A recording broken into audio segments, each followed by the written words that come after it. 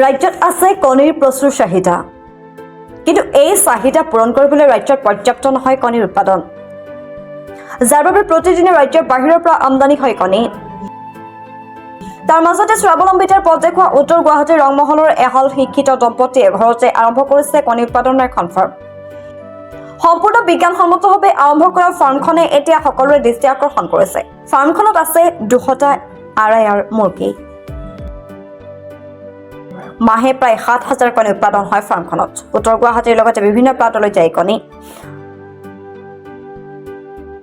অনাগত দিনত 1,000 মুৰ্গীৰ ফাৰ্মখন ডাঙৰ কৰাৰ পৰিকল্পনা কৰিছে দম্পতীহালে। তাৰ বাবে প্ৰস্তুতি সম্পূৰ্ণ কৰিছে তেওঁলোকে। উত্তৰ গুৱাহাটীৰ ৰংমহলৰ পৰেশ তামুলী আৰু মাইনী তামুলী এতিয়া বহুতৰে বাবে আদৰ্শ হৈ পৰিছে।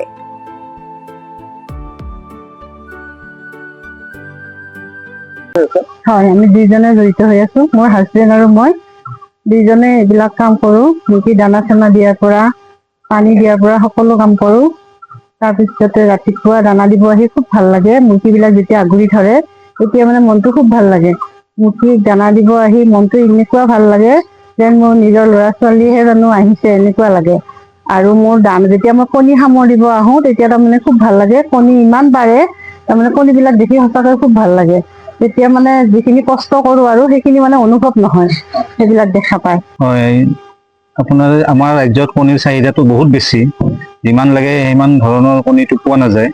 গতিকে ইয়াতে কণীটো আপোনাৰ উৎপাদন কৰাৰ উদ্দেশ্যৰে মানে ইয়াৰে কণীটো যাতে আমাৰ চাহিদাটো যাতে আমি পূৰণ কৰিব পাৰোঁ, সেনেকুৱা এটা উদ্দেশ্য আগত ৰাখিয়ে মই কণী উৎপাদন ব্যৱসায়টো আৰম্ভ কৰিছোঁ। যাতে আমাৰ কণীটো বাহিৰৰ পৰা নাহি, যিহেতু বাহিৰলৈ বহুত টকা পইচা আমাৰ গুচি যায়, গতিকে সেইটো উদ্দেশ্য আগত ৰাখি যেনে কণীটো ইয়াতে উৎপাদন হৈ আমাৰ ইয়াৰে যুৱক যুৱতীসকল যাতে স্বাৱলম্বী হ'ব পাৰে, চাকৰিমুখী নহয় এই ব্যৱসায়ীৰে স্বাৱলম্বী হ'ব পাৰে, এনেকুৱা এটা উদ্দেশ্য আগত ৰাখিয়ে মই এই ব্যৱসায়টো আৰম্ভ কৰিছোঁ। ব্যৱসায়টো যথেষ্ট আপোনাৰ ৰাইজে আঁকোৱালি লৈছে। মোৰ ইয়াতে আপোনাৰ মুৰ্গী যেনেকৈ ৰাখিব লাগে কোনো ধৰণৰ অসুবিধা নাই। অলপ কষ্ট কৰিলে কোনো ধৰণৰ অসুবিধা নাই। আৰু আপোনাৰ কণী যিটো উৎপাদন হয় সেইটো বিক্ৰী কৰাটো কোনো ধৰণৰ অসুবিধা নাই।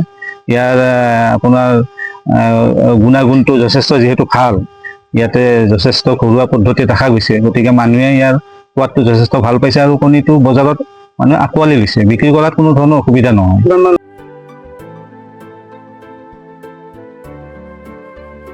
চাংখাৰীৰ পৰা খগেশ্বনাথৰ ৰিপৰ্ট, প্ৰটোটাইপ ডিজিটেল। অসমৰ সংবাদ জগতখনৰ বাবে এক সুখবৰ। নৰূপ নসাজেৰে প্ৰায় 30 বছৰীয়া অভিজ্ঞতাপুষ্ট সাপ্তাহিক কৱচ পুনৰ এবাৰ ৰাজ্যৰ মাজলৈ। স্বত্বাধিকাৰী প্ৰণীতা কলিতাৰ দ্বাৰা প্ৰকাশিত আৰু অমৰজ্যোতি প্ৰিণ্টাৰ্ছ, গুৱাহাটী কমাৰ্চ কলেজৰ বিপৰীত ফালে মুদ্ৰিত। আমাৰ ঠিকনা মুখ্য কাৰ্যালয় অসম ফৰেষ্ট স্কুল, হৰি মন্দিৰ পথ, গুৱাহাটী আৰু অস্থায়ী কাৰ্যালয় কলিতা মাৰ্কেট, বিজয়নগৰ, কামৰূপ, অসম। মোবাইল নং 9435114666 আৰু 7024722813। Mail ID prabhatiahom@gmail.com।